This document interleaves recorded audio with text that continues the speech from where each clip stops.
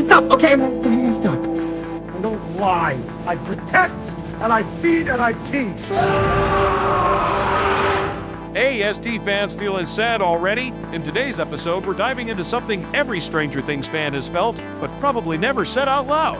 You know how this show gave us monsters, portals, mind flayers, upside-down physics, and enough trauma to fund 12 therapists for life? All of that is cool, but the truth is, Stranger Things was never really about the monsters. It was about the people who became monsters, and somehow chose not to stay that way. Because as we head into this final season, the last goodbye, 3 redemption arcs hit harder than every Demogorgon fight combined. 3 characters who started broken, angry, bitter, grieving, and still clawed their way back to something like humanity. 3 arcs we rooted for.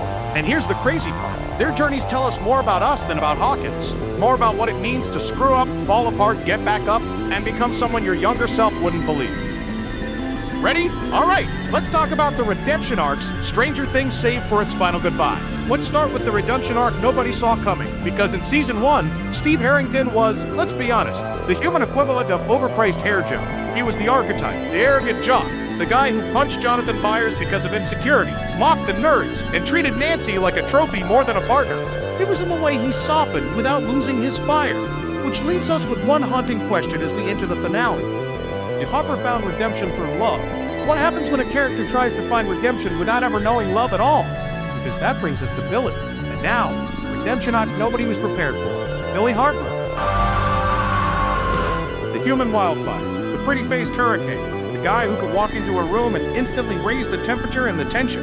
Old Billy, he was pure chaos wrapped in denim. The bully who slammed Lucas against the wall.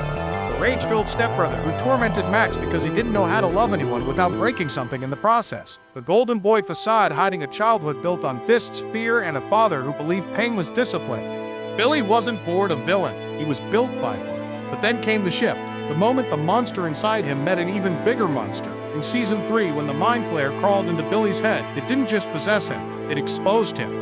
Suddenly we saw the memory he never wanted anyone to see. A little boy on a beach, a mother who loved him, a father who dismantled him piece by piece until anger was the only emotion he trusted.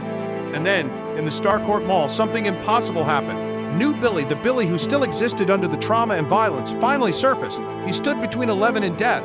He took the hit. He sacrificed himself for a girl he barely knew, because for one split second he remembered who he could have been if someone had loved him right. Billy's redemption wasn't neat, long, or clean. It was a flash of humanity in a life that never allowed him any.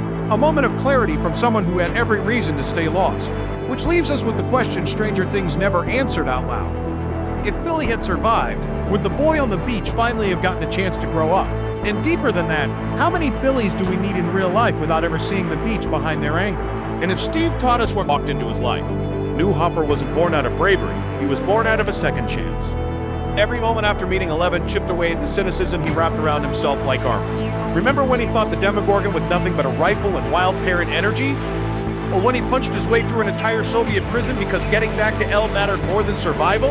And even when he died, he didn't stop. This man survived electrocution, torture, starvation, and a frozen wasteland, all powered by a purpose he didn't have before. Old Hopper disappeared when he whispered, "Keep the door open 3 inches." New Hopper emerged when he decided love was worth living for again. But here's the twist. Hopper's redemption wasn't loud. It was in the moments he tried, even when he failed. So when you put it all together, Steve, Hopper, Billy, you start to see the real story Stranger Things has been telling us for 9 years. A former jerk who grew a heart, a broken father who learned to hope again, and a lost soul who found redemption in the last second of his life. 3 different wounds, 3 different battles, 3 different versions of what healing can look like. And maybe that's why these arcs hit harder than any upside-down twist. Because they remind us that people don't change when the world ends. They change when they finally face the world inside themselves. Now the question is, which redemption arc did you root for the most, and why? Tell me in the comments, because your answer says more about your own story than you think.